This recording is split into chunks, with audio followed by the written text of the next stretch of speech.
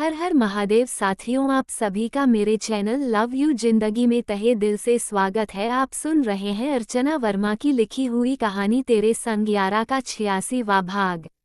अभिनव सिंह राजपूत की गाड़ी जैसे ही राजपूत हाउस के दरवाजे पर लगी तो ड्राइवर ने बड़ा सा गेट खोल दिया। ठीक उसी समय एक मोटरसाइकिल उनकी गाड़ी को ओवरटेक करती हुई उनसे आगे निकली, जिसको देखकर अभिनव सिंह राजपूत की आंखें छोटी हो गई। गाड़ी के ओवरटेक करने का ऐसा अंदाज था कि सब लोग उधर ही देखने लगे। जैसे ही बाइक सवार ने अपना हेलमेट उतारा, उसको देखकर पलक की मुस्कान बढ़ गई तो मुस्कान ने ताली बजाकर खुशी जाहिर की। छोटे मामा आ गए साहबजादे। इनकी अकड़ तो नवाबों को भी फेल कर दे। अपनी गाड़ी में से बाहर निकलते हुए अभिनव सिंह के होठों से निकला, हम फेमस हैं, इसकी वजह हमारा एटीट्यूड है। जो हमें जान लेता है वो हम पे जान देता है।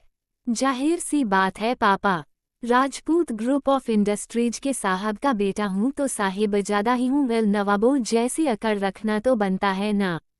लास्ट में अपनी मुस्कुराहट दबाते हुए अभिलाष ने धीरे से कहा। बजाहिर में वह झुककर अभिनव जी के पैर छू रहा था। अनायास ही अभिनव जी का हाथ उसके सर पर पड़ गया, जिसको महसूस करके अभिलाष के होंठ मुस्कुरा दिए थे।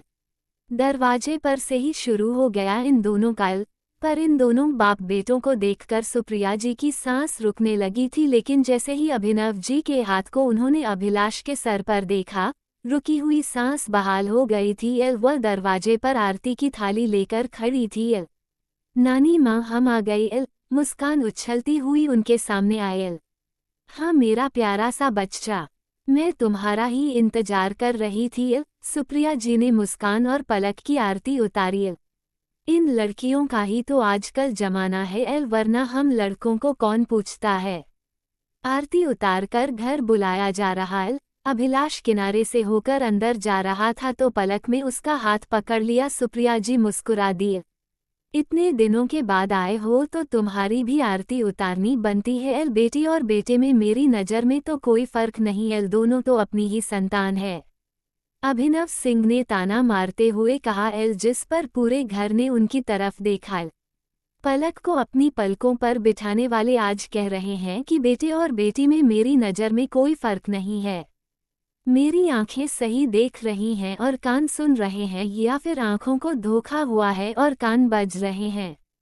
अभिलाष के होठों से निकला, ऐसी मेरी तरफ क्यों देख रहे हूँ? अच्छा है अपनी माँ से आरती उतारवा लो, वरना अगर मैं आरती उतारने पर आया तो सबसे पहले तुम्हारी माँ को अच्छा नहीं लगेगा। कहकर अभिनव जी मुस्कान के साथ कुछ आगे बढ़ गए। उनकी बात पर सुप्रिया जी तो दिल थाम कर रह गई, लेकिन अभिलाष के होठों की मुस्कुराहट गहरी हो गई थी। खड़े खड़े बेइज्जती भी सर झुकाकर तारीफ के रूप में वसूल करना एक हुनर ही है, जो कि तेरे अंदर कूट कूट कर भरी हुई है। अभिलाष को गले से लगाते हुए अभिमान ने कहा।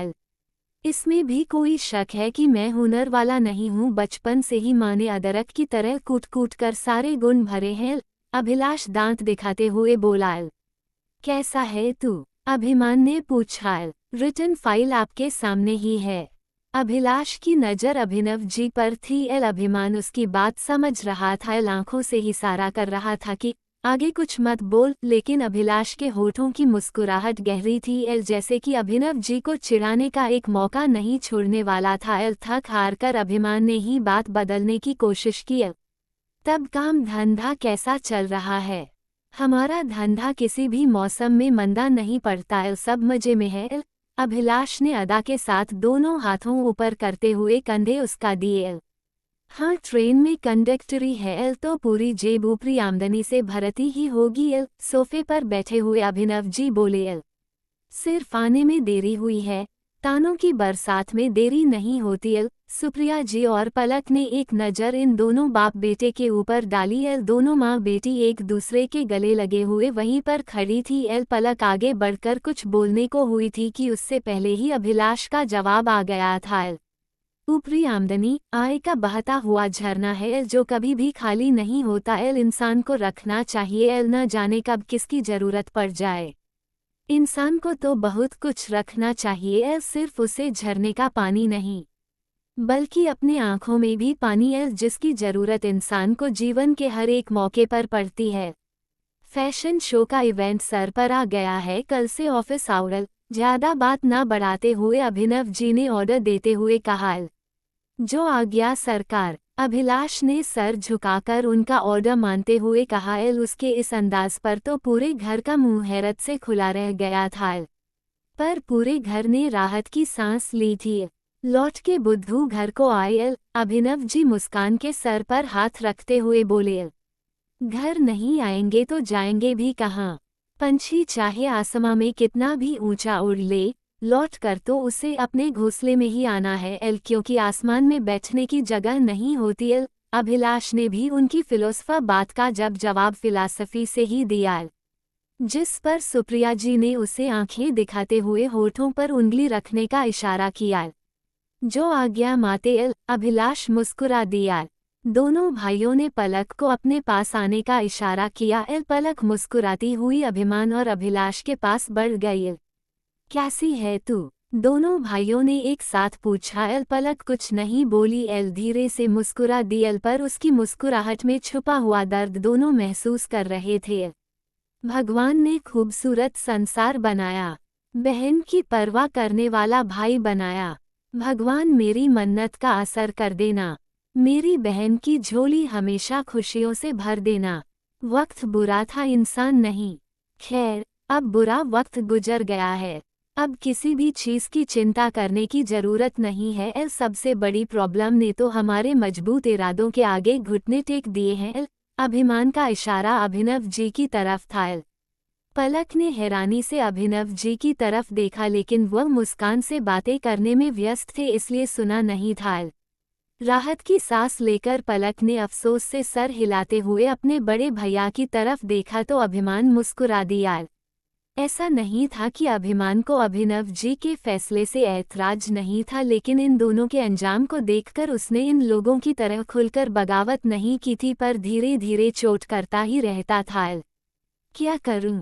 तुम दोनों यहाँ से निकल गए थे। मेरे ऊपर मम्मी पापा की जिम्मेदारी देकर अब आ गए हो तो अपनी जिम्मेदारी भी देखो। कुछ दिन तक तो अब मैं अपनी भांजी के साथ खेलने वाला हूँ। अभिमान दोनों हाथों ऊपर करते हुए बोला। बात तो सही है तुम्हारी भाई, उन्होंने जाते जाते बड़े गुरूर से कहा।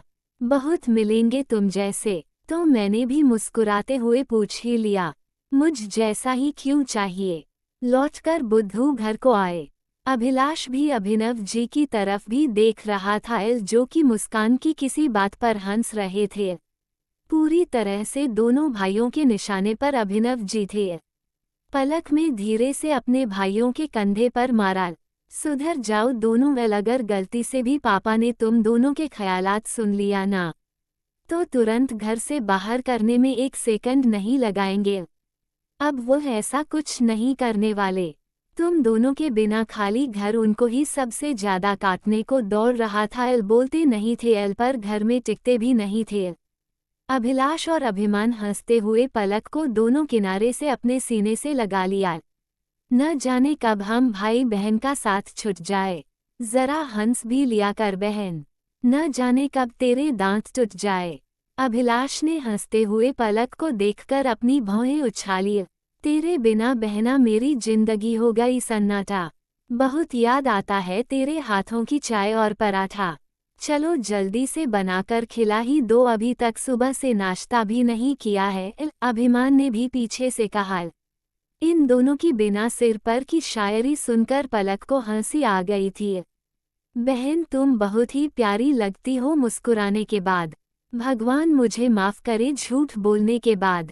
पलक को हंसता हुआ देखकर अभिलाष की शायरी निकल रही थी। तीनों भाई बहन के चेहरे पर हंसी आ गई थी। तीनों भाई बहन एक साथ गले लगे हुए वहीं पर खड़े थे, जिसको देखकर सुप्रिया जी ने नजर उतारी। हे भगवान, अब मेरे घर की खुशियों को सलामत रखना, इस पर किसी की बुरी नजर ना लगे। अभिनव जी ड्राइंग रूम के सोफे पर बैठे हुए चुपचाप यह नज़ारा देख रहे थे। दिल में सुकून सा उतर रहा था। पूरा परिवार आज करीब 4 साल के बाद इकट्ठा हुआ था। सबसे तो बड़ी बात थी कि फिलहाल में किसी के मन में कोई गांठ नहीं महसूस हो रही थी। पर उनके गले में फांस सी चुभी हुई थी। अपने गलत फैसले पर पछता रहे थे, तो आज के फैसले को लेकर पिछली शर्मिंदगी कम कर रहे थे। तब छोटा पैकेट बड़ा धमाका। क्या हाल चाल है तुम्हारे? अभिमान अभिनव जी के पास सोफे की तरफ आया और मुस्कान के साथ खेलने के लिए अपना हाथ बढ़ाते हुए बोला। छोटा पैकेट बड़ा धमाका कैसे होता है मामा? मुस्कान उसकी बात नहीं समझी थी। जैसे कि तुम्हारे छोटे मामा होते हैं, अभिनव जी बोले। अपने कंधे पर अपना बैग सही करके अभिलाष अब अपने कमरे की तरफ जा रहा था। उसने अपना बैग सर्वेंट को थमाया और वह भी आकर सोफे पर ही बैठ गया। सीधे सीधे बोल देते, तब भी मैं यहाँ कर बैठ जाता। ताना मारने की क्या जरूरत थी? भांजी से इस तरह से बात नहीं करते अभिमान, इनको वेलकम करने का तरीका कुछ अलग होता है। सुप्रिया जी ने अभिमान को आंखों से इशारा किया। अभिमान समझ गया था। उसने आगे बढ़कर मुस्कान के पैर छुए, जिसको देखकर मुस्कान की छोटी छोटी चमकदार आंखें और चमक से बड़ी हो गई। अब समझ में आया कि तुमको किस लिए बुलाया गया था, या फिर तुमको अलग से इनविटेशन दिया जाएगा? अभिनव जी ने अभिलाष से पूछा। क्यों, ये क्या मेरी दीदी है जो मैं इसके पैर छू लूं? इनकी माँ मेरे पैर छूती है, अभिलाष बोला। ये भांजी है तुम्हारी, चुपचाप पैर छुओ। अभिनव जी के कुछ बोलने से पहले ही सुप्रिया जी ने ऑर्डर सुनाया। मुस्कान ना समझी से सबकी तरफ देख रही थी। इस वक्त उसका छोटा सा प्यारा चेहरा इतना प्यारा लग रहा था कि जिसको देखकर किसी पत्थर को भी उसके ऊपर प्यार आ जाता। अरे इनके पैरों को तो हम अपने सर पर रख लेंगे, हाथों से छूना कौन सी बड़ी बात है? हंसते हुए अभिलाष ने मुस्कान के पैरों को छूने के बजाय उसके पैरों के सामने दंडवत सीधा लेट गया। आशीर्वादम देही छोटी माते। इस वक्त अभिमान को शरारत सूझी। उसने अभिनव जी के गोद में से मुस्कान को उठाया और थोड़ा जोर से अभिलाष के सर पर उसके पैरों को रखते हुए बोला। ऊपर वाला तुम्हें सद्बुद्धि दे और साथ में तुम्हारी रोजी रोटी में बरकत भी, ताकि मुझे चिप्स कुरकुरे बिना किसी नखरे के खिला सको। और साथ में आइसक्रीम भी बड़े मामा। मुस्कान ने एक और फरमाइश जोड़ते हुए कहा। पूरे घर में हंसी की फुलझड़ी छूट गई थी। क्या ये खुशी के पल यूं ही स्थायी रहने वाले थे, या फिर सबके दिल का डर सच होने वाला था? जानने के लिए बने रहे अगले भाग तक के लिए वीडियो को लाइक और चैनल को सब्सक्राइब करना मत भूलिएगा। खुश रहिए, स्वस्थ रहिए, मस्त रहिए और यही यूट्यूब पर मिलते रहिए। मिलते हैं अपने भाग के साथ। हर हर महादेव।